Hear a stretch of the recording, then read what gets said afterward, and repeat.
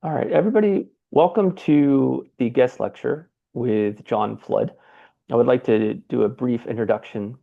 Uh, I met John. He was a Full Sail student, and it was, how to say, I guess it was fated because I wasn't even teaching the class where I had John in my class.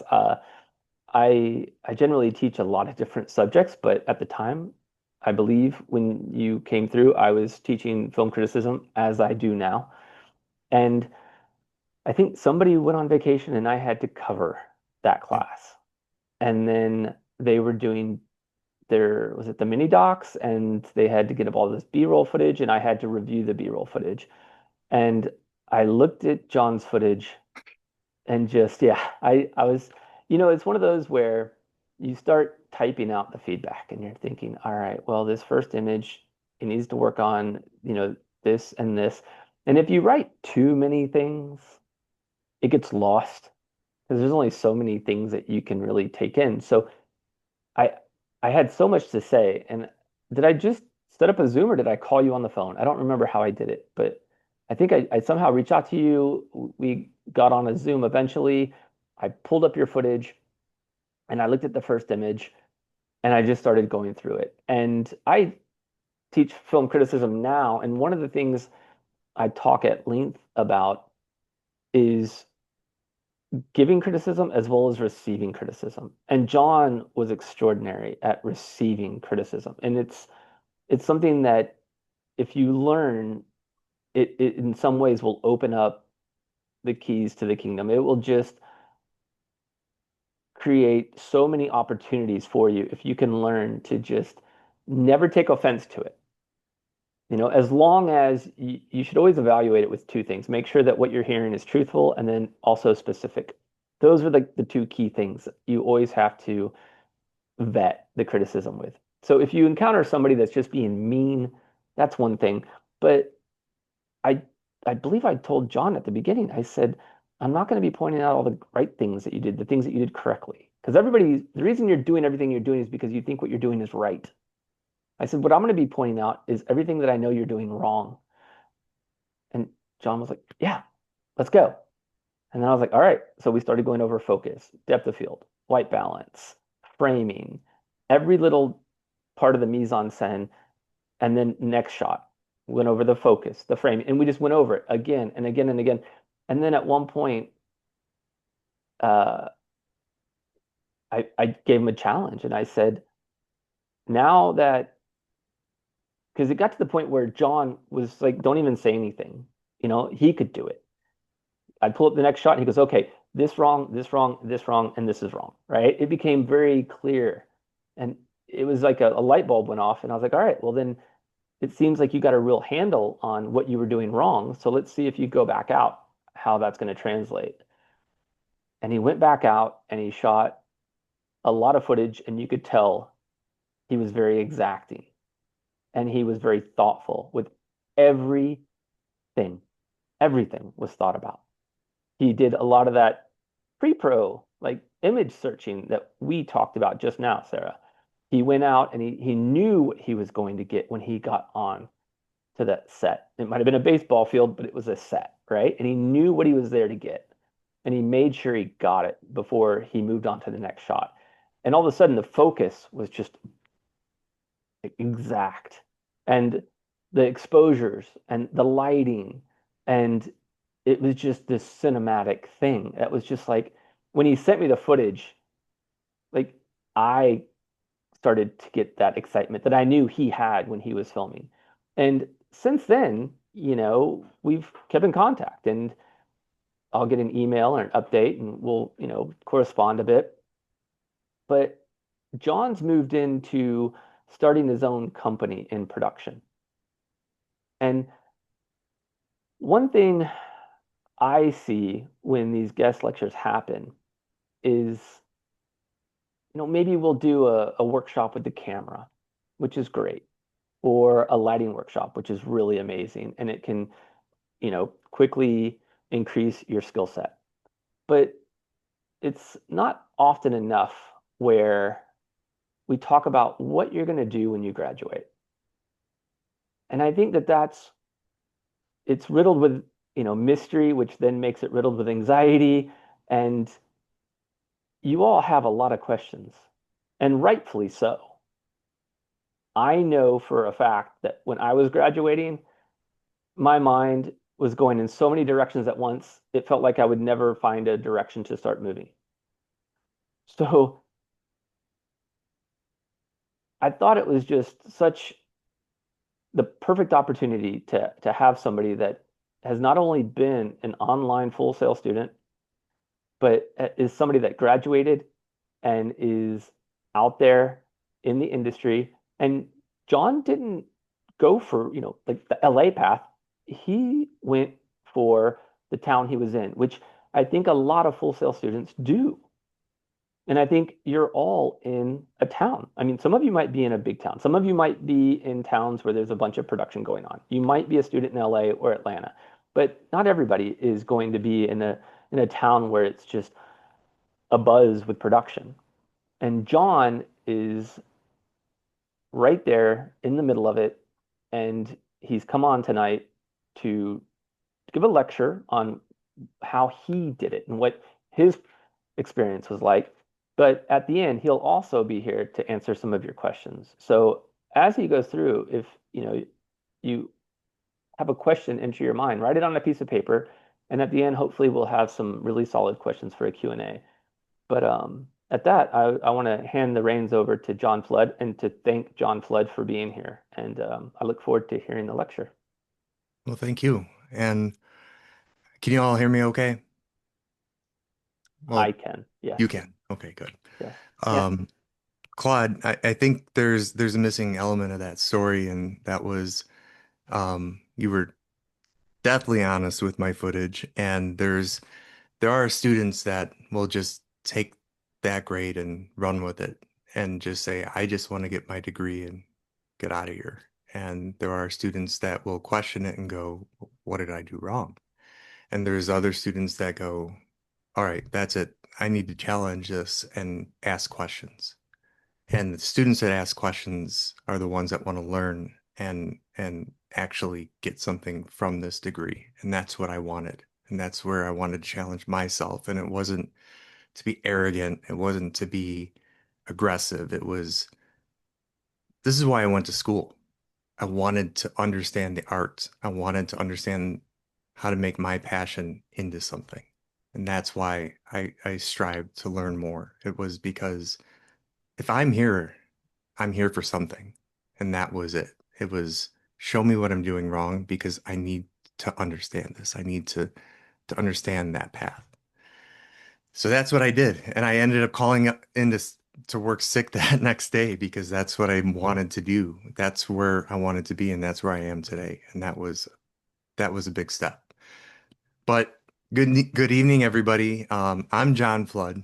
I'm a filmmaker, photographer, and founder of Brown Dog Films in Cincinnati. And Sarah, it sounds like you're in pretty much the same spot I am. Well, she just today was her last day of fifth grade here in Madeira, Ohio. We're right outside Cincinnati. And I've started a new thing a few times, but this is the new thing, being a photographer and filmmaker. And before that, I was a Chicago kid in Chicago with a VHS camcorder growing up. And I was reenacting movies with my brothers in our house basement. But when I was very young, my mom was a modest art teacher at a local YMCA. And she was the first person who showed me that creativity wasn't just a hobby. It could be a passion, it could be a career. And in high school, I was the anchor of our morning announcements. I did it all. I shot video, I edited, I scripted, I even gaffed. I loved every part of it. And my dad, he had other plans. He pushed me to be a law enforcement agent, a real job. And I did that degree for him, not for me. And even then, I kept making short films and taking classes on the side. I just didn't tell him. When I failed the Chicago police test exam intentionally, I landed a corporate career in tech sales for nearly 2 decades. It was a good salary, good benefits, but there was no fire behind it. Even so, I never put the camera down.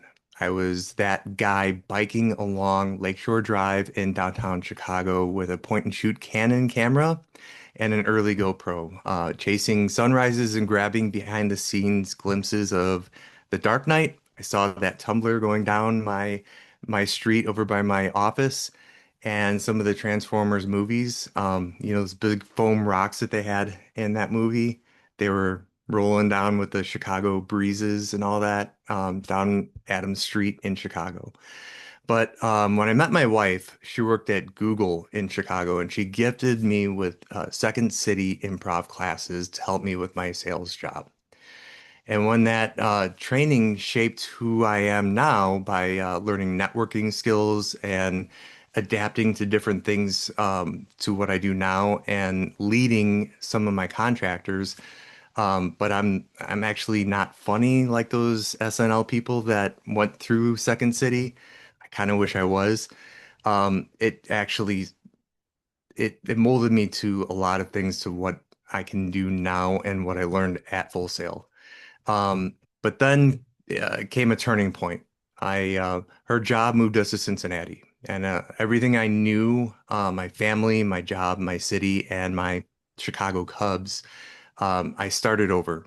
A new city, a new job, working in a cubicle and tech support, making a fraction of what I did in Chicago. Um, even less happiness. But this is the point where most people quit what their thoughts, their passion, and what they strive for. But this is actually where it all started and where I began. Um, in the corporate chapter of that 18 years, this includes the tech support thing. This is where I learned to pitch things. This is where I learned to communicate under pressure. This is where I learned to manage clients, deadlines, and budgets. Um, it gave me a sense of purpose. Even though I dreaded Sundays and I coasted through Mondays, it still gave me fuel for later. It gave me fuel to like want to do more. None of that was wasted. I just kind of had to save it for something different.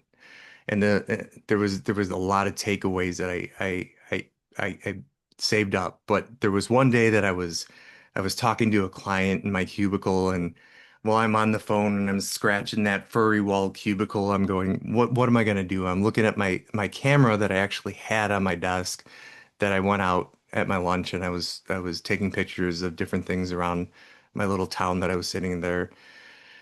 It was right before the pandemic, and I'm like, what am I going to do? What's my next step towards happiness? Because only you can really write what that next chapter is.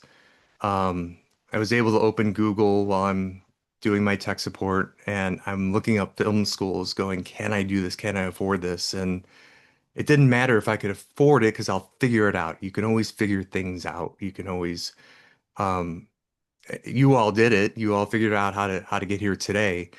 So you all have your own stories of how you got there. Um, I landed on full Sail, and it was it was like, can I actually do this? Can I go to school again? Can I do this? And I did. And so I made this bold move, and I went back to school, and I'm in my mid 40s, and it's crazy. I'm doing virtual classes, and I had my ring light on, and my dog is snoring on the couch behind me, and I'm trying to remember how to turn in assignments. And I have 20-year-olds all in my classes, and they're I have to relearn everything that I thought I knew. How to do homework. Do I know lighting? I have to just shut up and listen. I have to learn editing, storytelling. You're all going through it now. And while I wasn't physically surrounded by classmates, I'm logging into Zoom rooms. It's blowing my mind, but I have to be patient and modest. And also, as you're all doing it now, going to work at the same time, it was incredibly stressful, especially because the pandemic's going on. So you're also stressing about that at the same time. If anything, I'm worried about what these students are thinking of my age in my mid 40s. And And then all of a sudden I realized no one cared about how old I was. And it actually gave me an edge. I wasn't the old guy.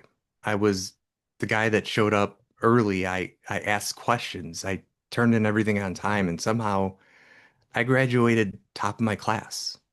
And it wasn't bad. It was great. I kept my volume down. I stayed up for my late night classes. I had an 8-year-old in the other room that I had to stay quiet for while I was doing all these assignments in the house because of the pandemic. It was the most amazing experience I've ever done. Um, and then there were curveballs during this whole experience. Right after graduation, my or towards the end of graduation, actually, my wife, uh, she came down with breast cancer. So there was this whole, do we push off the last two classes? Do we not? And she said, no, we're going to celebrate together. I'm going to survive this. I'm going to get through this, and we're going to, celebrate together. And so there was work, there was being a dad, there was trying to get, my grades together. There was going out and filming, and then there was taking care of her, and there was all these stresses of having to do all this at once. And then we did it and we survived. Both of us. We said we were survivors.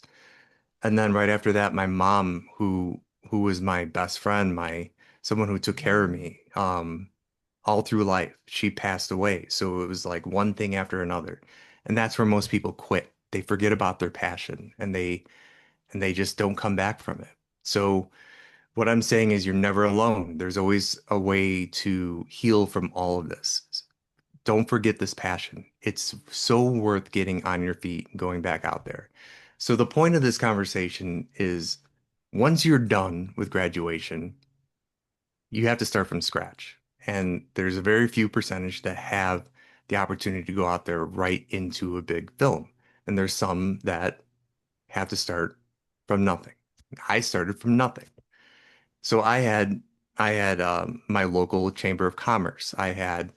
Um, I don't know how many of you have started your internship, but I had my internship that I worked really hard at with networking. And so I had those networking skills that I had told you about from um, working with the improv class. So anyone I could talk to, it was like anytime I heard a no, I turned that into a yes. Anytime I heard maybe come back later, how was later meaning next week? How do I flip that around?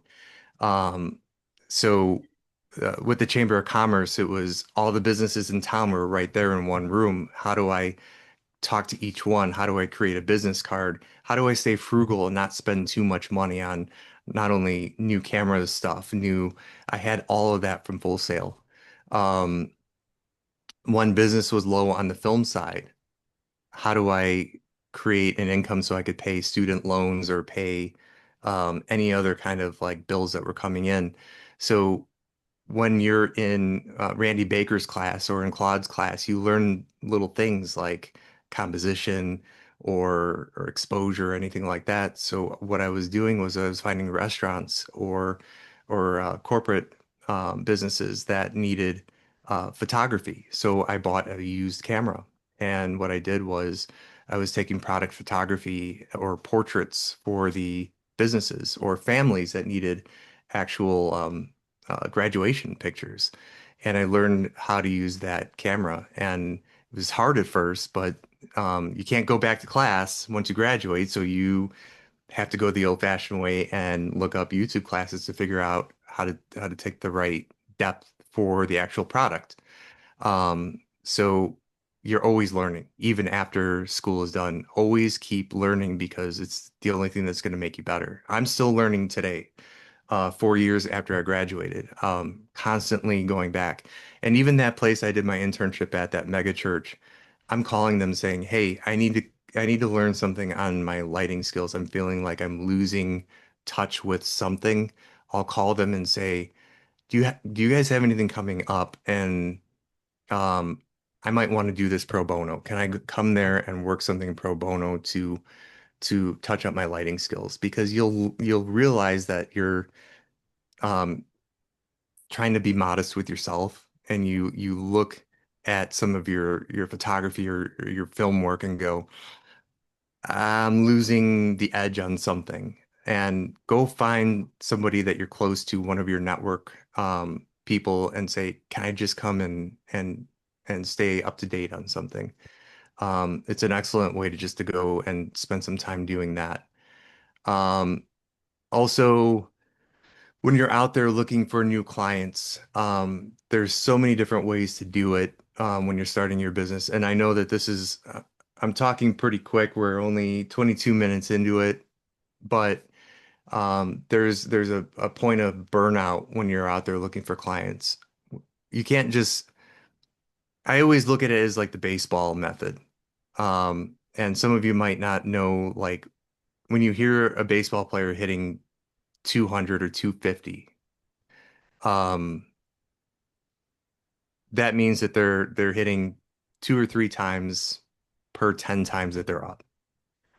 So if I walk into a business, 10 businesses, and two of them say, yes, I'll work with you, that's a good thing. That's a good hitter. And so what I do is I figure if I get two or three yeses, that's a good thing. Three yeses is like an all-star hitter. And sometimes I'll get a client that ghosts me. And when I'm not getting a paycheck or I'm not getting anything for a week or two, and I'm like, how am I going to eat next week? How am I going to pay that camera payment off? It sometimes can eat at you. And you got to take care of your mental health. You got to take care of your um your soul, I guess you could say. So sometimes take your drive and go somewhere else. You know, don't focus on those clients that aren't answering. Go to a different client. Just keep moving. Don't ever stop and just take that focus and look at something else. And the other thing that Claude and I were talking about yesterday is know that probably every time you go out, something's going to go wrong. I can't tell you how many times that I've gone out and here's the thing, because of cost, 9 out of 10 times I am out doing everything. And I have a lot of shoots where I do documentary work and I am not only the host, but the grip, the camera, the lighting, I do everything. And I'll be rushing to the business and setting things up, and all of a sudden my light won't turn on. And I've set up the everything else, the mics, the cameras, and I am sweating and I'm about to sit down and interview the the talent and I can't figure out why the light won't turn on. And I'm like, I have to figure this out. And I end up just opening a blind in the window. And then all of a sudden I'm three questions in and I go, I forgot to turn on the switch. And that was the only thing. And I wasted the three questions and I can't go back now because it'll compromise the film. Or the wireless wasn't charged. It was because I was just rushing to get things done. And it's just these simple little stupid things that you forget while you're getting things set up because you're trying to cut costs or you're trying to save time or everything is going to go wrong, but you'll figure out a way to make it work. You will figure out a way because you have to. You have to get the shot done. You have to pay the bill. You have to make the client happy. Um, Let me think of what else. Your first jobs aren't your legacy. They're not your launch pads. So don't worry about your first jobs being your portfolio makers. Um, so if you are worried about carrying over your early projects that you did a full sale onto your portfolios and making those being your star jobs, you can.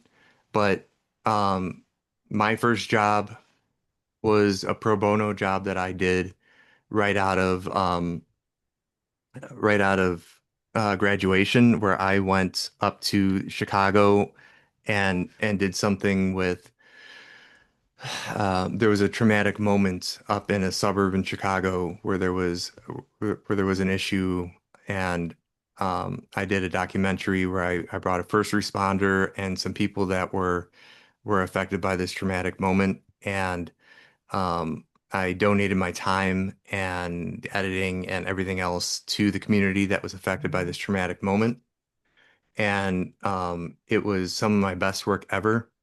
And I carried that on to trying to get business with that. And it was an excellent film, but carrying on those traumatic images to businesses that are all very positive and happy and hey, pizza place, look at this traumatic moment. It was very hard to show these images to this pizza place that wants to say, hey, clients, look at these sad people that I help film.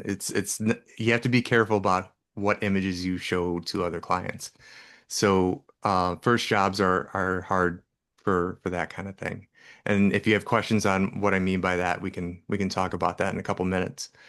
Um, uh, Always freelance. Sometimes do your free jobs, and start small. Don't go right away in and say, "Hey, I'm going to charge you $6,000" when you don't have the little jobs to show for that value. Um, Pride doesn't pay the rent, so make sure that you start small, aim small, and do a lot of little things to build up that portfolio. And Claude will tell you this. He told me this a long time ago. Shoot something every day, practice every day. I still do it. I still do it. Whether it's on your phone, whether it's on your big cinema camera, or it's on just a point and shoot. Practice every single day. It only makes you better. Um, Stay frugal. Debt kills creativity. Don't buy a bunch of stuff. Like, for example, that DJI Mini um 4 just came out, the stabilizer. You don't need it. You don't. Just practice holding a camera with your hand. J- Just stay frugal because you're going to be in enough student debt as it is. Just stay frugal. Don't get in more debt. Trust me. I'm 4 years into it. You don't need more junk. Trust me. Learn the unsexy stuff. This is key. This is key because doing spreadsheets, sales, budgeting, client services, HR, understanding like what it's like to talk to people, pick up the phone. Don't text everything. Don't text. Talk to people. You'll be surprised how much that helps you and the way that you do business. People are so surprised when I just call them. They're like, "Oh, hi, John, you called me." Or I just showed up in the front door. Hey, John. It makes that will save you from the guy that you've probably seen this all over the place. The guy with the DLSR or the mirrorless that's walking around that you're just like, that's the YouTube guy that just learned on YouTube. And he's charging them $10 an hour to go into the place, and you're like, I'm the one going to film school and learning everything that it takes. But he's the one that's walking into the place making the connection, and you're not. That's the difference. Go into the place and tell them that you're going to film school, that you have the gear, that you make the difference. Don't text. That's the difference. And sales, like I said, you don't have to go to improv school, but go on YouTube, learn sales, learn what a sales funnel is, where it's like this is where your prospect is, this is where like your chance of making the money, this is your closer is, and learn how to budget. That's big. It's not hard. It's not hard at all. And then protect your mental health relentlessly. That is a huge thing. Learn how to get up in the morning, do a couple push-ups, do a couple sit-ups, put the Funyuns down, drink a ton of water. It's big, especially in the wintertime if you're up north. Um, I think that's it. Did I miss anything, Claude? Can you hear me? Yeah. Not at all. That was so much information so fast, and it was such good information. Um, I you think I can, forgot to share that well, you're co-host now, but one thing I definitely want to do is can you pull up the screen that you pulled up yesterday showing your collection of videos that you've done where you were scrolling through them? I forgot to share this too. Let me see if I can get it.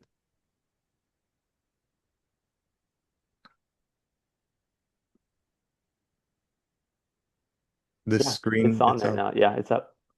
So this is important to me. That shows starting a new thing. And this can go for any point of your life, really. But this is really when you start college at Full Sail, and there's a lot of people that after the first couple of classes they quit. And then this is where you are right before graduation. But this is going to be you again, right when you graduate, where you're going to be starting a new thing. And a lot of people, when they start that business and they realize how hard it is, they're like, oh gosh, I'm going to go corporate or I'm just not going to do anything. And then um, I'm about right here. And I was telling Claude yesterday, I'm like, I don't know where my success is, but I'm not making $1 million. And I think Claude said yesterday that there's people in the film industry that they're they're making films, but they're sleeping on couches. So it's like where is success in people's minds? And it doesn't matter how much money you're making, it matters how happy you are. Wow. Yes,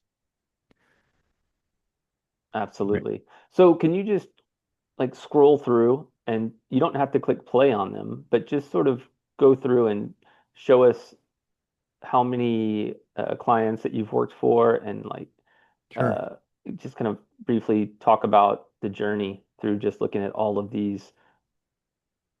Sure. So in here, some of my let this load up real quick. Some of my main clients right now are, let me go down here. I do work with a lot of doctors, which right now doctors are big into talking about case studies. So it helps them. There's a lot of good money in working with doctors. What they do is it helps them talk about how their work. So this one's an acupuncturist, and she talks about how non-traditional therapy has helped her clients not have to take painkillers and help them achieve things. He does non-traditional therapy as well. He works for Chamber of Commerce, so there's construction in the area, and he's helped the community talk about different paths they can take to go around the construction. This corporate company has reached out from Atlanta. I've been able to work with them. Um, uh, um, I guess not in Atlanta. So I've done a lot of like, um, y- this is all stock video. So I haven't even had to shoot video for them. I've gone there once and filmed them with a couple training videos, but otherwise it's all stock video and then a lot of lower thirds stuff.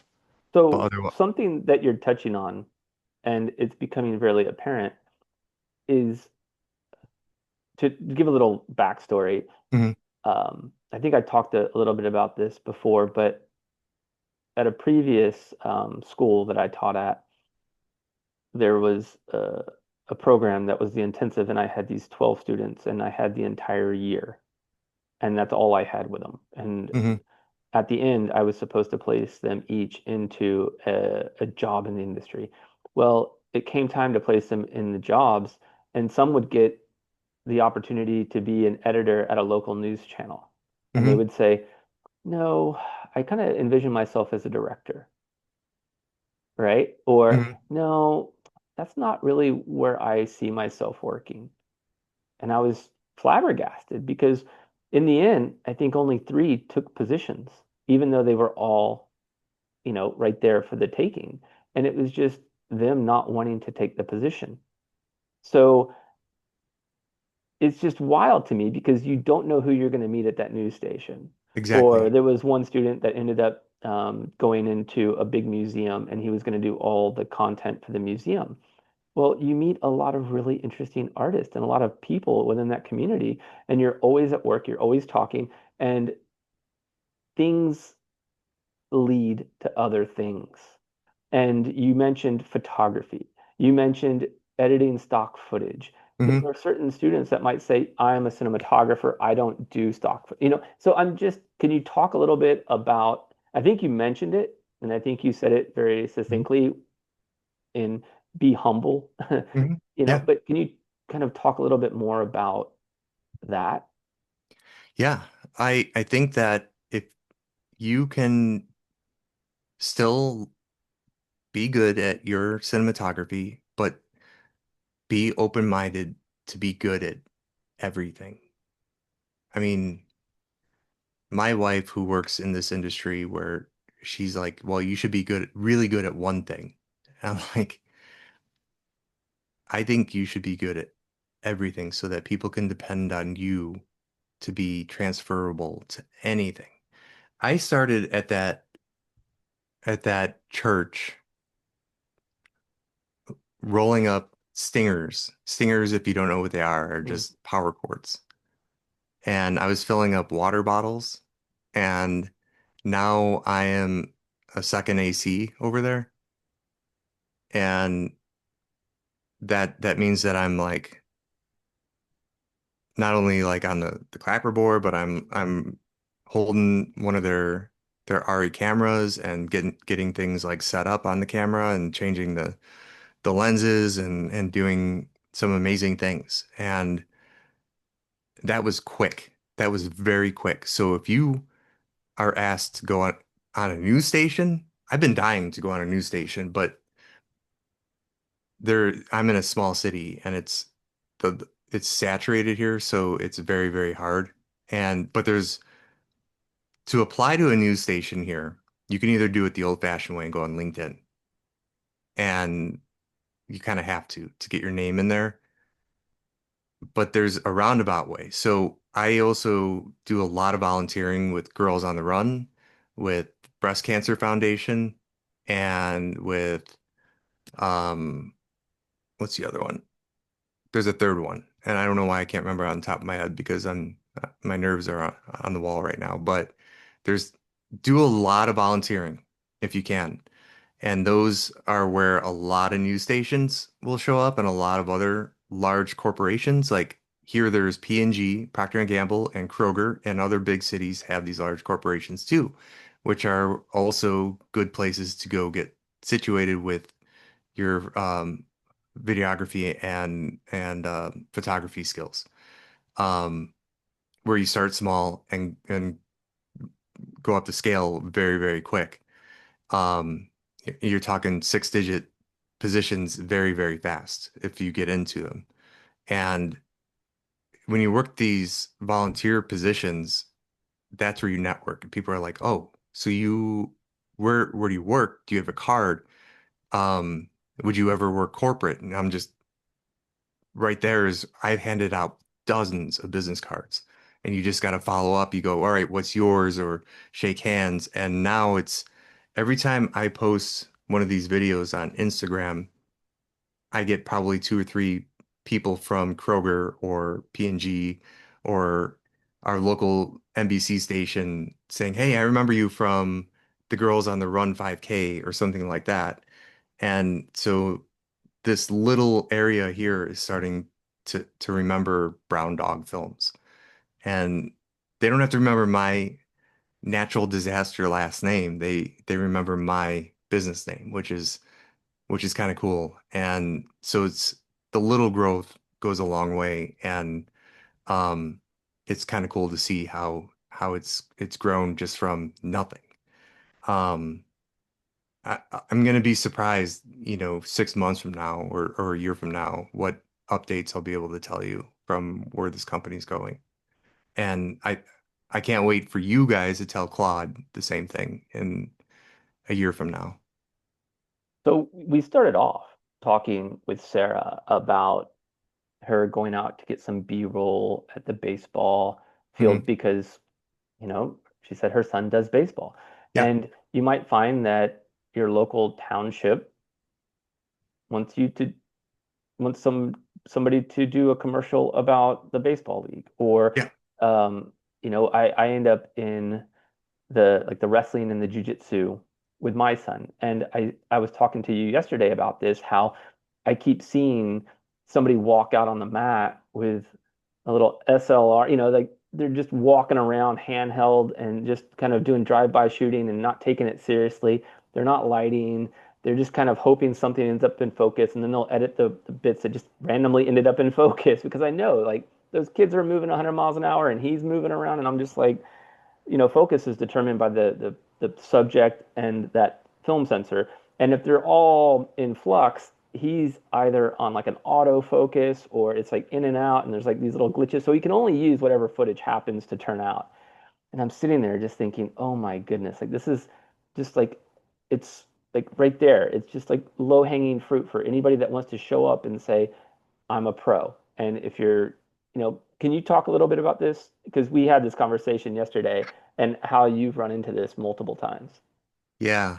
Um, there was an example where there's a karate school by me, and this same scenario happened. And um, let me see if I have the examples. Hold on one second here. I actually put them on my site today. There we go. So this lady that owns the karate school comes in today, or not today.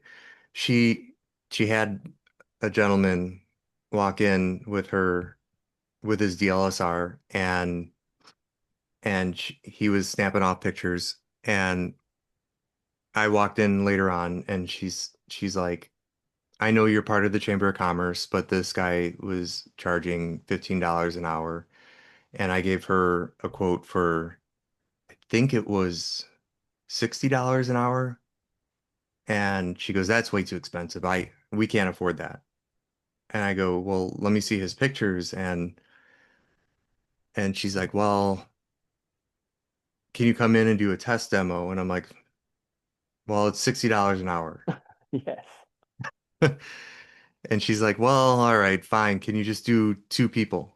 And I'm like, all right, for $60 an hour. And the whole gist of the story is that you you never want to like lowball something because that guy might be $12 an hour, but you get what you pay for, right?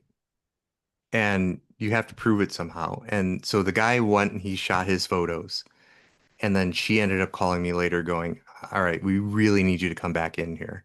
I'm like, well, what happened? And she's like, well, his photos were horrible and we lost what we wanted from this guy. He did a horrible job, and we came in there and we gave her what we wanted.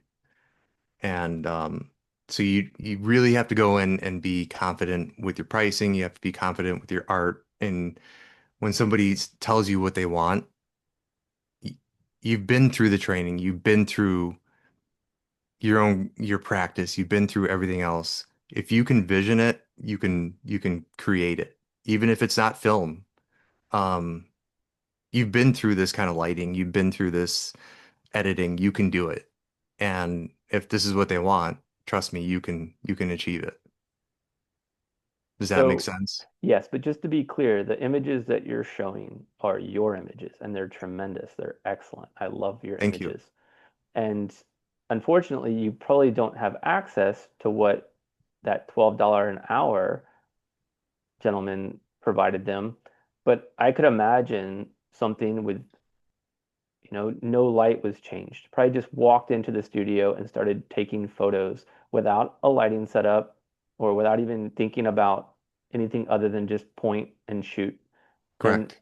yeah, so this is very thoughtful. It's very artistic. You had a vision, and you may have had to talk to the client about what their vision was. You can, as we did earlier, before I hit record, I started pulling up images for Sarah and just kind of going through and starting to brainstorm. So if you're going to show up to a dojo, or you may be able to go there and see what time of day am I going to be there to shoot? What time is this class going to be? Also, start looking at all the images and get ideas. There's probably a tremendous amount of photography that has been done in every conceivable space like just whatever you can dream up, you can find it on Google and loads of it. So have an understanding of what you want when you go out there and have a vision. And yes, you want to make it your own. You don't have to adhere strictly to, these images that are helping to inspire you, but you want to go out with an understanding of what you want to get when you get there. Like, can you walk us through your process? Like, can you go back to that fireball shot or the initial one you Yeah. showed us? Like, Mhm. and just explain like quickly, like how did you do it? How did you prepare for it? And what are we looking at here? So it was very, very simple actually. I bought a can of this. It was a it was spray fogger, so I didn't have to bring the fog machine in there. Um, and um I just used just a light with a dome around it, and I took off the diffuser, and I put a backlight on her with a blue. So I try to contrast the light. So I put a yellow light on her, or on the key light, and then I put a blue light. So I tried to contrast the lights. Try to look for contrasting lights on all of them. So I played a lot with the lights themselves, with the gels. So everything I was trying to be as like frugal as possible with what I had. And then I went in there with Lightroom and played a lot with the vignettes. And there's I went on Instagram and I tried to find two different sports photographers and studied how they did it. And they had a lot of different um, high-end flash photography that I couldn't afford. So I tried to do it as frugal as possible, and this is how it worked. And I thought it actually looked better. Yeah, that's having a vision, understanding, and there's always this idea of just I'm going to throw money at a problem. And I love that you made such a strong point in your lecture about staying frugal. You don't need to spend a lot of money. You have to do the pre-pro, have a vision, and most people are going to like, oh, well, I think I need to invest in a fog machine. You show up with a can. How much was that can? $12. There you go. Yes. Yeah. And I've And used it for like six different products, product shoots. yeah, absolutely. And I just, know your worth is, I think, a really important thing to say. And once build yourself up to a certain point, yes, if you want to do something pro bono, fine. If it's for a good cause and, you're doing, like the 5K girls run, that's awesome. And like going to all like the community networking and all of that. And understand that there will be a time and a place to do pro bono, but Hmm. also always value yourself. And if you see somebody undercutting you and they're getting more gigs than you, generally you get what you pay for. Yes, So absolutely. don't let that completely intimidate you. You might end up getting a phone call sooner than later because if they're not providing you good images, I mean, look at the images on screen right now. Like, can you scroll up? I love some of those. Yeah, like just and like you also talked about like understanding, all right, well, if I'm going to be doing a photo shoot for a restaurant, a local restaurant in town, these are stunning, by the way, so good. Thank you. So like so good. Um, if you understand what you're going to be shooting, like would you show up not knowing what kind of depth of field that you need to get or what kind of lens you would want to Oh use? no, these were all thought of like 3 or 4 days ahead of time. Yes. And would you do some research and figure out, maybe watch a YouTube video on maybe there's somebody out there that's has a bunch of YouTube videos. And honestly, at this point, John could even do that if he wanted to. He could create a YouTube video channel that teaches freelancers how to do different jobs. And he could put those videos up, and everybody in this industry would just click on them, and he would be getting money off that because he monetized them. So there's, I yeah. I have like 3 or 4 different photographers, and then I mean I study for hours before I go out to a shoot, no matter what. No matter what. That's the And thing. and will you leave a shoot before you get the perfect image? No, And are you really critical about what a perfect image entails? absolutely. Yes. Look at this. Like, how many takes are we looking at there to get that perfect shot? You mean how many glasses did I break? Yes, that's true too. Yes. But it's being exacting, demanding the highest order from your skill set, demanding nothing but perfection. And I won't say any foul language, but I always have a rule which is called the 2S rule. And if I'm the cinematographer and I'm working with the director, I establish this 2S rule. And when the shot is finished, the director will usually ask me, "Did you get it?" And I'll either say it's superb or it's trash. And if the tiniest little thing is wrong, it's immediately trash. It's just trash because it has to be perfect. And until I get that absolutely perfect shot, I will not say it's superb.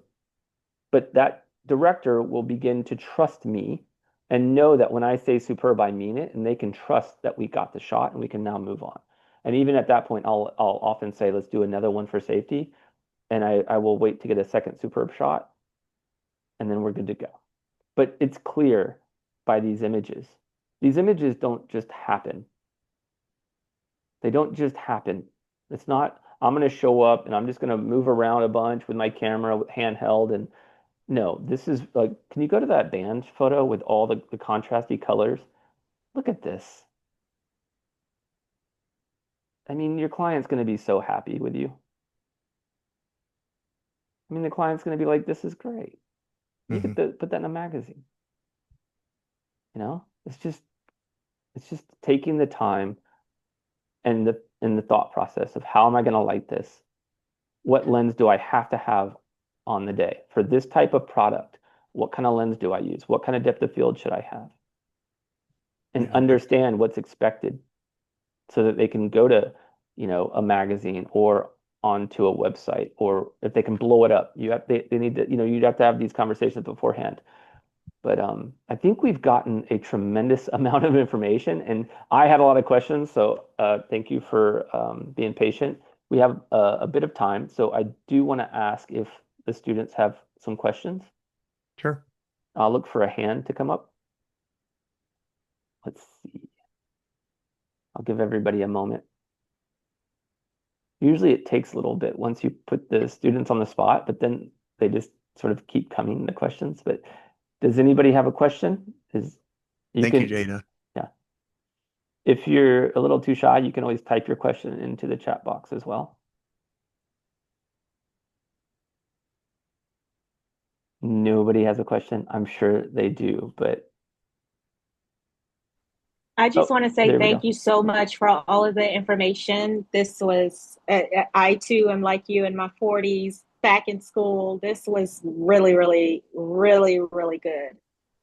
Thank you. I know what it's like to be in your position, and it's like you're just starting this new chapter.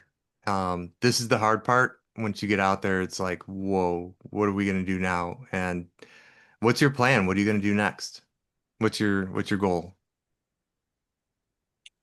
Well, I plan to move back to Shreveport, Louisiana, get an internship at the new G Unit Studios that 50 Cent is building in Shreveport. That's my Cool. hometown, and hopefully start my career there. Awesome. Awesome. Yeah. Now, Timothy has a question.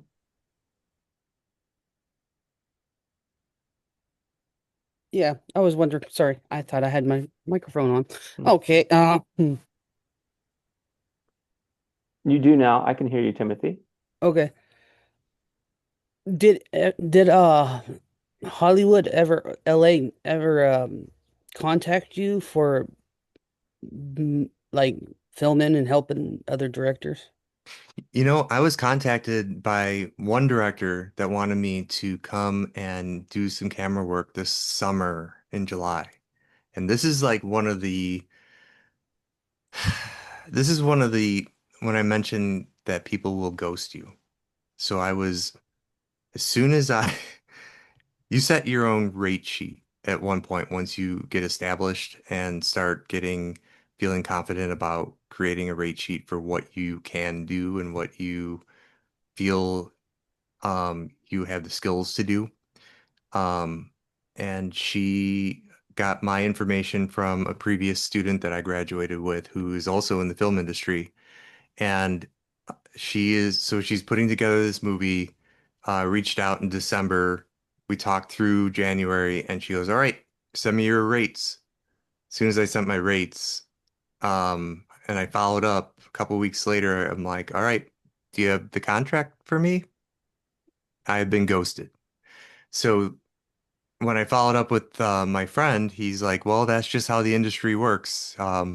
They sometimes like your rate, sometimes they don't, and sometimes they'll just wave you off. So on that end, you just have to be strong enough to let it go and move on, and hopefully something else comes. But um, I'm in a position where I'm a dad, and you either have to be okay with leaving your kid for an X amount of time or you don't and you go a different route and um you do what I'm doing and you do the positions that are within driving distance. And so um at I'm 45 now, so it's hard to be away from my child and miss a lot of things. She plays volleyball. She's at that time where she wants me to hang out with her, which is, you know, she's not going to want me to hang out with her all the time in the next couple of years. So it's like it's hard, man. You know, like It's true. do I I get go? it. Do I stay? Do you know what's more important? You know, that time with my kid, or do I go out and shoot a film for 2 months? Mhm. James, you have a question as well?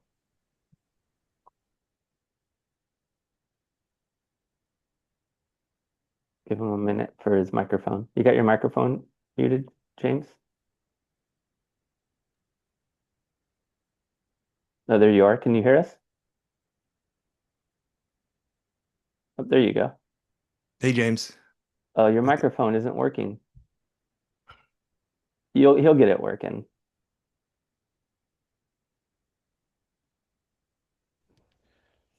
All right. Am I okay now? I Now can hear you're you. Yeah. good. Cool. Nice to meet you, John. Good to Hey, see you, James. Professor O. Yeah, it's Um, good to see you again, James. Absolutely. And thanks for the recommendation too. I wanted to just touch on base. I got a two-part thing for you, John. Okay. You hit a chord with me. I'm also over the 40 group, so I think this was the perfect Zoom for all the over 40 crew. So shout out to us. But um, I wanted to actually touch on that. You ran down very quickly in the very beginning, man, that you went through a lot with your wife. You also lost your mom. I lost my mom in November. Oh, Um, I'm sorry to hear that. Through this journey, I appreciate that. Through this journey, I had a moment of wanting to quit as well. I was in the third week of a course when she passed and had an assignment due the Tuesday that was like after she passed. And all I can remember her saying was, "You better walk across that stage. You, we don't know what Winter Park looked like. You got to go find out because we're from Philly." Um, Yeah. I say that to say I connect with you so wholeheartedly on that because I know the internal battles you probably went through. I Mm. also due to have a daughter born on June 3rd. Oh, congrats. Thank you. So my wife, and this is our second child. So much again, it just goes back to what you touched on. So much going on. We're in school. You have to try to find that balance, and mental health is the key. So I'll throw that out there for anyone that's not going to speak on this level. But I wanted to thank you for saying that because Yeah. it helped me. You know what I mean? Because I felt like I was in an island by myself. And that's Yep. the one thing I wanted to touch on and just thank you for that. Like Jada said, thanks for all the information. Like the information was amazing. My Yeah. question to you is, with all that going on, what did you consider the most important thing for you to do to balance yourself in that moment while dealing with Full Sail or graduating school in general and staying creative and balancing family? What was the one thing that was the common denominator whenever you went out with your camera or whenever you wanted to create? What was that one thing you had to do? You gotta take care of yourself. Everybody's gonna tell you something different. Like some people have the higher power, some people have other things, but I think Claude will tell you one thing that I did for one of his projects was food. I cooked a lot. So I made a lot. I mean, it might sound cliche because a lot of people cooked a lot of bread during the pandemic, but I cooked a lot. I still do cook a lot. So like there's like little hobbies I did. Um, I don't drink, so like that helps to stay healthy. I'm not gonna force that on anybody, but like that definitely helps. Neither. I don't either. But the one thing I will say is that I found a show. I found a show that I watch constantly over and over and over again that like and anybody can do this with any show, but like you find something to take your mind into another place to recharge. It could be a show, it could be like a place to travel, it could be walking your dog. Just take a break from reality for like an hour, come back, go work out for an hour, come back, take care of you. Hmm. Because if you can't take care of you, you can't take care of the business that's around you. Thanks. Yeah. I appreciate you, man. Thanks a lot for that. I really do appreciate it. Yeah, no problem. So does anybody else have anything else before we? Oh, Ronald. Ronald has a question. Yes. How you doing? Hey, Um, hey John, I want to know what inspired you to get into this industry. well, it was definitely my mom's artistic ability when I was young. And then right now it's definitely to be creative and not have a boss. Hmm. Um, Having a boss for my entire life and reporting to somebody was definitely a hard thing to have. Being my own boss is an amazing thing, but if I ever had the opportunity to go into the film industry, like in Chicago, in LA, in New York, and have, a director, a producer tell me what to do, I'd be like, come on, bring it on. Like it would be amazing to have that opportunity. Um, but to be able to have the the opportunity to hold a camera and go out there and change the world through my hands, it's just this amazing feeling. Or to get on my computer and write a story and and come up with something that changes something that helps people in one way or another. It's an amazing feeling. Oh, great. Yeah, Yeah. wonderful question and great answer. Wow. Uh, Pride. So, Michael, are you there? There you go. There we go. Okay. Hi, John, and thank Hey, you so much for the great information. I'm yeah. also part of the Over 40 Club, so Hey. I'm glad so many of us are part of that group. Uh, Yes. Ronald actually he's somewhat touched on what I was going to ask you. I know you Mhm. said that at one point you don't really know what success looks like for you yet, and it got me curious if there was a dream position or a goal you initially had when you began your journey. And if not, totally fine too. But maybe if you have that dream position or goal now, one reason I'm asking this is because I kind of joke around with other friends of mine in this field where I say that one day I'm going to write a book that's titled "You're Not Tarantino," or whatnot. So I would just love to hear what your dream position might be, if you know what it is, or what if it's changed from when you first started. You know, what really inspired me was when I was in Chicago, I was lucky enough to see Anthony Bourdain speak on stage. And I had followed him, watched all of his shows, and I saw him change the world by having people sit down with him and have food and talk about their pains, their happiness, their, you know, bring them into their home and just talk about food and life and peace and pain and all these things. And for me, he came from such a broken life and broken inside, broken pain, and a broken just everything.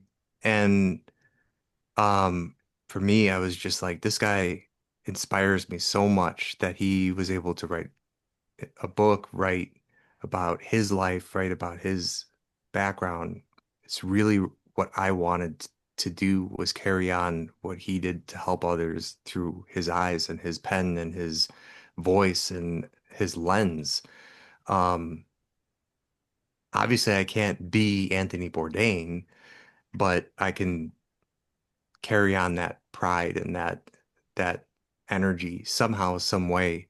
And so my thought was, going into Full Sail was to help people that are going through trauma, kind of like how I did that documentary up north in Highland Park.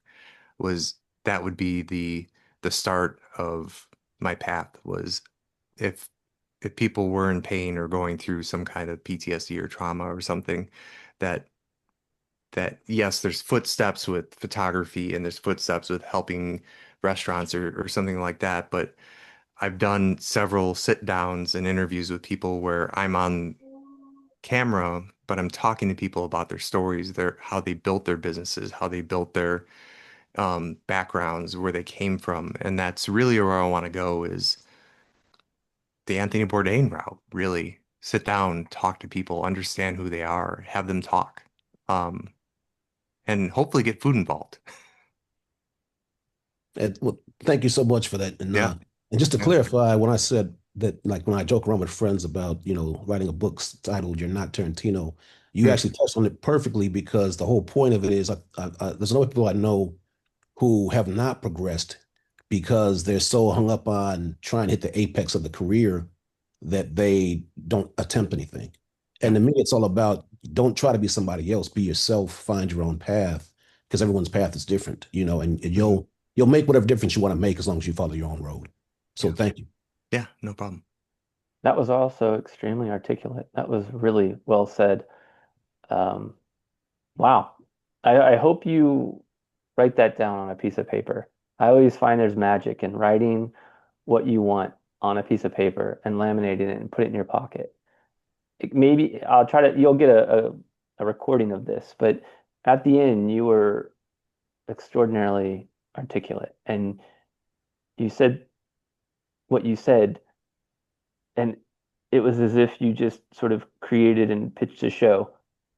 And I was like, I hope you write that down and write it down as a 5-year goal and just hold on to it. Is that was extraordinary. Yeah. I Thank you. was very impressed. That's not an easy question to answer, and I No, don't think most people know. I don't even think most people know. So the fact that you just were able to answer, but also very sincerely, and like I said, it was really well said. So you could see there was a lot of sincerity and passion, and I like follow your passion.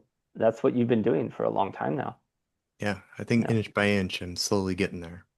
yeah. Just slowly chipping away. And can you briefly talk about inch by inch? Talk about momentum and what it's like to get a little bit of momentum and how never to let that go.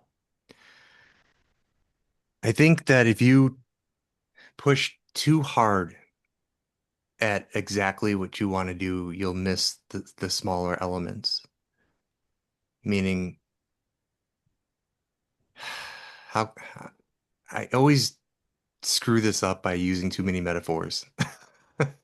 But like, if all you want to do is one big target, you miss out on like the little things. And so if all I wanted to do was this documentary work on helping people, then I'm missing like how to film. So if I wanted to do food too, then I'm missing out on how to properly light the food, or I'm missing how to cook the food, or I'm missing how to talk about the food, or I'm missing how to travel properly, or I'm missing all like the little elements that go into it. So if you watch, what's that guy Tucci that's on Discovery, or I think he's on Disney now, Tucci in Italy. Do you know what I'm talking Yeah, about? yeah, yeah. He has like, isn't he at William and Sonoma as well? I think so. Like he has a line of like dishware now, the Tucci line of dishware. He's an actor. He's like, yeah, yeah. He's on a lot of, he was in Devil Wears Prada, right? I think so. Am I He's talking kind about of, the right guy? yeah, Yeah, he's kind of an interesting guy, but his cinematography or filmmaking, I was watching a little bit of it last night. It's excellent. It's excellent. At least on my TV. I don't know. It looked yeah, phenomenal. And um I feel like there's so many little elements that you have to learn along the way, how to talk to people, how to understand, how to listen is so important. And you can't just focus on the questions that you want to ask people, or you can't focus on just the camera skills, or there's so many elements. And I've learned that in the last 4 years after graduation, like how to handle the things that break down, the broken memory cards, like we talked about yeah. yesterday. I still have my tripod from Full Sail that I'm looking at right now, and it's got sand in it from being at the beach a couple of weeks ago, and I'm going, how am I going to clean this out? Is it going to survive the summer? You know, like how am I going to financially fix this? You know, there's so many little things that we have to think about as filmmakers before we get into the big picture of our passion. Yeah. Well said again. So before we say goodnight, I like to ask all the guest lecturers to just throw out maybe three or four or five films that they can watch again and again. It doesn't have to be your favorite all-time film. It's just a film that is a guilty pleasure, something that you've recently watched or something that just really lit your hair on fire, or just maybe a couple film recommendations. Totally put you on the spot. I'm going to answer this because I already alluded to the show that I keep watching over and over and over. Um, well, it's a show called Supernatural, and I watched it all through college. You're talking about the two brothers. Yes. I watched it. I enjoyed that show. And when I was in my MFA program at NYU, I like binge, like I would watch at night just to like turn off my brain. Yeah. Yeah, I used to watch that show too. That's wild. I was like, yeah, absolutely. I I can't love that stop show. watching it. I don't know why. I just like I've watched it all the seasons over and over again. And before that, and I didn't want to tell you this yesterday, it was True Blood. I've watched that. Okay. All right. All right. Those are TV shows and I love Yeah. it. I love it. But Yeah. okay, so what about some films, like some movies? I don't know. You keep opening my eyes to new ones. But I had a student the other night tell me to watch a 1949 film called The Window. So I put it on. The cinematography is extraordinary, and it was just a fun ride. I yeah, enjoyed it. Yeah, yeah. I'd have to think about this I one. was This trying to buy you some time just there, but it's hard. nobody's It's hard to nobody's come answered up. yet. Yeah, yeah. No, I was asking you directly. Oh, Oh, no, I geez. asked this of my guest lecture, but James, you had your hand up. Did you want to throw out a recommendation real quick? I did want to. I didn't have a recommendation, but I just wanted to touch on something before we lose John and before we get off. John, I wish this we would have had this Zoom a little earlier because you referenced this thing here, and I went and got it. This is the DJI RS4 Pro. Oh, you got the Did pro. I you was talking know? about the mini. Yeah, I got, and it's the big boy. So I went and got Okay. it. So goodness gracious, where were you maybe 2 months ago? But thank you, man. Yeah, that's all. I'm sorry, y'all. I just wanted to get No, that that's okay. touched on That's it. all right. Yeah, yeah.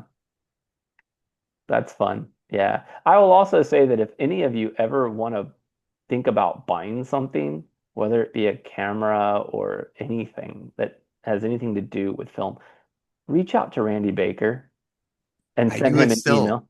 Yes. I do it still because I just bought a new photography camera, and I reached out to him before I bought it, and I go, "What do you think?" He's like, "I just had Sony here." I'll tell you all about it. How long did it take him to reply to you, and how thorough was his reply? Like that Oh my guy, gosh. I cannot His explain that gentleman. That gentleman gives so much of his time and energy. I'm just always blown away by him. he gave me he compared it to two other cameras and he told me what my camera was best used for. It's the camera that we're watching this on right now. And he's like, this is why you need it, this is why you don't need it, and this is what it's good for, and why you're gonna love to travel with it. And it was awesome. Yeah.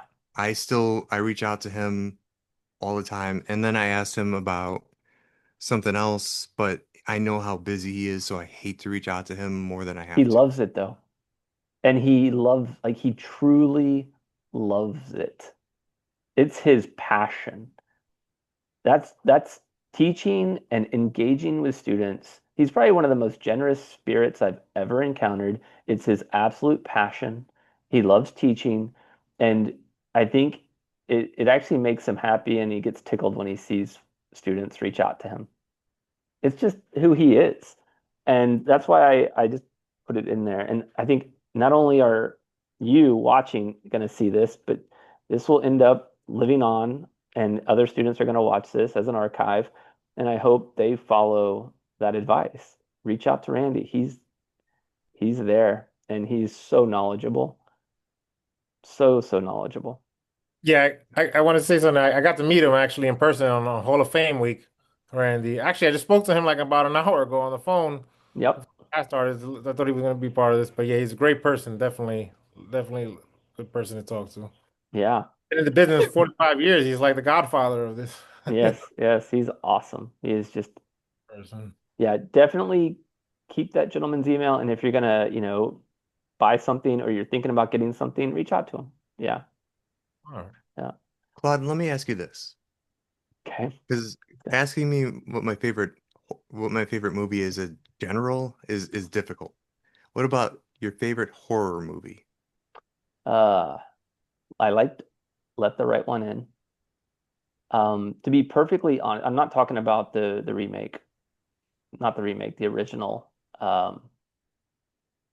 I would say generally because I've been on so many sets that I don't get scared anymore Yeah, because I know what the director is trying to do, the angle of the camera, and it's like, okay, they're gonna go for the jump scare here, and I'm like, whoop-de-doo, and then oh, you're doing this lighting setup to try to make it look like a mystery, but okay, what? So for me, I can't really appreciate horror films. I yeah, can watch anything, no matter how terrifyingly scary it's supposed to be, and nothing right. really even makes me blink. But I will say, um, the film that terrifies me and scares me that I can't even watch is One Who Flew Over the Cuckoo's Nest.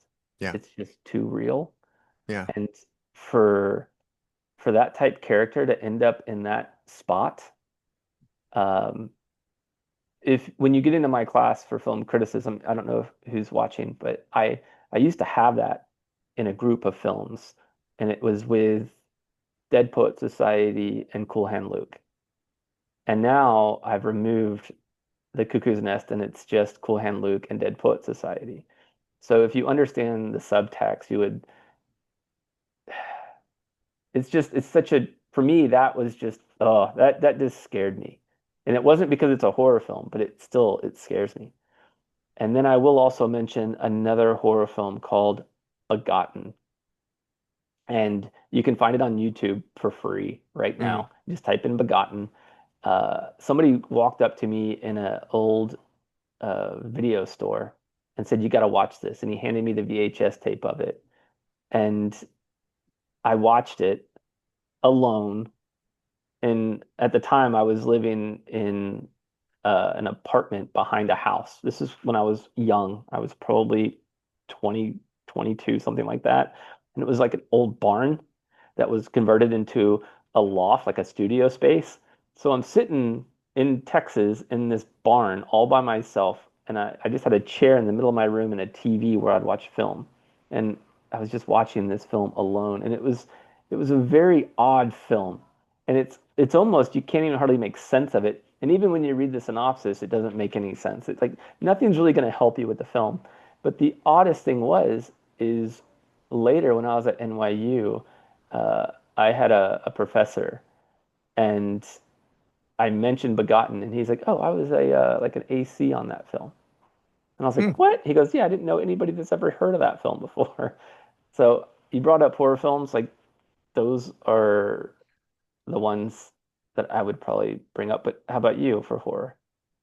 I um I don't like, the chop 'em up movies. So nothing with like Freddy or Jason or anything like that. Um, I like Dracula, Bram Stoker's Dracula, anything that puts you into the fall Halloween kind of feeling. Um, but if I go on like Max and I go into the TCM, the older um side of things, my mom used to make us our own Halloween costumes, but the only way that she would make them for us is if we watched the classic movie. So we'd have to walk down to what we call the tape store, the VHS store. And if we were Dracula, we had to watch the classic Dracula.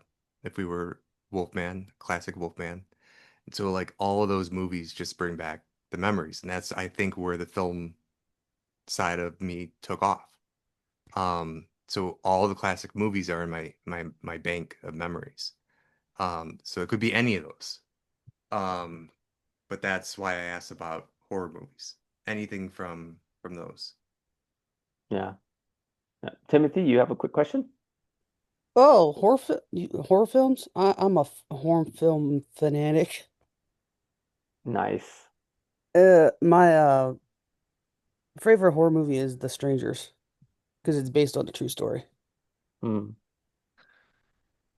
Yeah. Yeah. I remember one time I went to the theater to watch, oh, remind me, John, what was that film that got all the buzz and they thought it actually was found footage in the forest?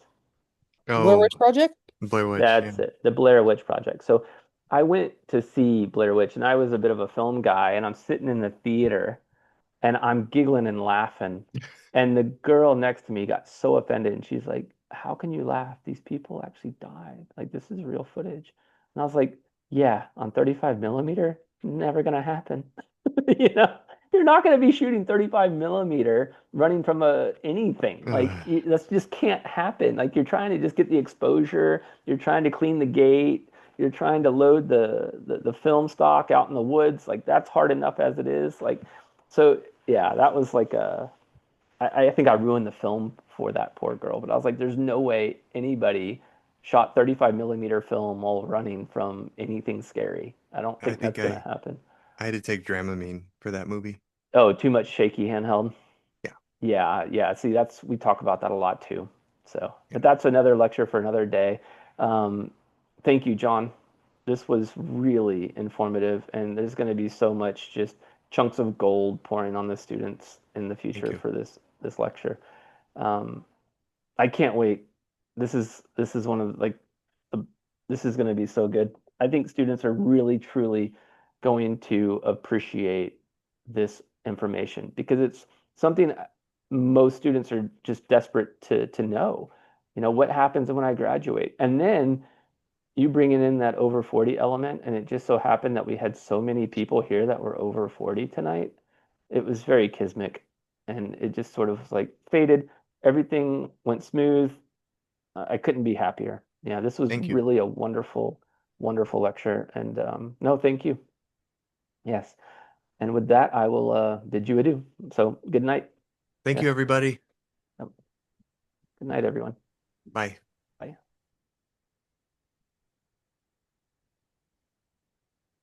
I'm gonna wait until people start jumping off. Oh, sure. Let me stop recording.